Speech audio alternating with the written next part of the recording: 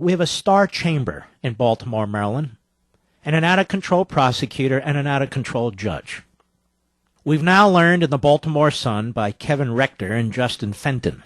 Jury and Officer Porter trial. This was the officer who was charged with the harshest charge, involuntary manslaughter, felony. He was one vote from acquittal. One vote from acquittal. So what do? They recharge him. The jury in the trial of Baltimore. I feel so badly for these officers. I feel so badly for these officers to have to go through this crap. Oh, there's Obama, YouTube. We're so divided. Thanks to you and your party. The jury in the trial of Baltimore police officer William Porter was one vote from acquitting him of involuntary manslaughter in the death of Freddie Gray, the most serious charge he faced, according to sources familiar with the deliberations. Judge Barry G. Williams, a disgrace, declared a mistrial because the jury deadlocked on all 4 charges last month. So they'll retry him, right? Jurors were also 2 votes from convicting Porter of misconduct in office, and more divided on charges of assault and reckless endangerment. But you see, the main charge, the biggest charge, the felony, the overcharge, without question. They weren't even close, 11-1. How the jury voted was not publicly revealed, and the judge ruled that jurors' names should not be revealed. Legal experts say the information is critical to understanding the process now playing out as prosecutors and Porter's defense attorneys prepare for his scheduled retrial in June. Can you imagine what this guy's going through? And have you noticed the civil rights community defending this police officer who's black? No, they don't say a damn thing. The information also could help shape legal strategies in the pending case against the other 5 officers charged in Gray's April arrest and death. You see, they think they have Porter more than the others.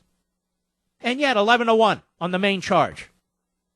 Prosecutors and Porter's defense attorneys are barred by a gag order from discussing the case. When reached by the Baltimore Sun, they declined to be interviewed. One juror said some on the panel in Porter's trial were driven to tears during deliberations and afterward. The juror agreed to be interviewed by the Sun, but asked to remain anonymous because Williams requested that panel members not discuss their experience. Sun reporting corroborated the juror's account of the votes. Williams requested that they not discuss the defendant? Oh, no, the judge, Williams. William Porter is the defendant. The judge is Barry Williams. Seems to me maybe they ought to reverse, but that's the way it is. While deliberations turned tense at times, the jurors said the panel members were heartfelt in their duty. In addition to the 11-1 split in favor of acquittal of involuntary manslaughter, that was the felony, sources said the jury split other ways. They voted 8-2 in favor of acquittal on second-degree assault, with 2 jurors remaining undecided. On reckless endangerment, the jury split 7-3 in favor of conviction, with 2 juries undecided. On misconduct in office, the jury split 10-1 in favor of conviction, with 1 juror undecided. This was the vote that was on the board when the jury conceded to deadlock, the jurors said. Had we continued discussions, there's great likelihood the numbers could have switched, but I couldn't say which way. Well, 11-1, I don't think the 11 were going to convict all of a sudden on involuntary manslaughter. So this is a kangaroo court, a star chamber. They're trying to set up this officer. They're trying to ram through a conviction. It's all politics all the time. I feel for this officer and the other 5. It's a disgrace what's going on in Baltimore. I'm told more and more cops are retiring.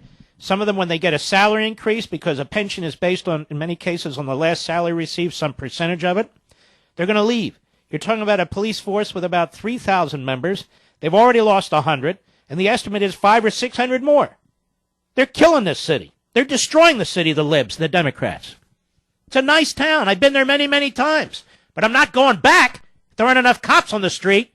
Not with this nutjob mayor and the nutjob prosecutor and this outrageous judge.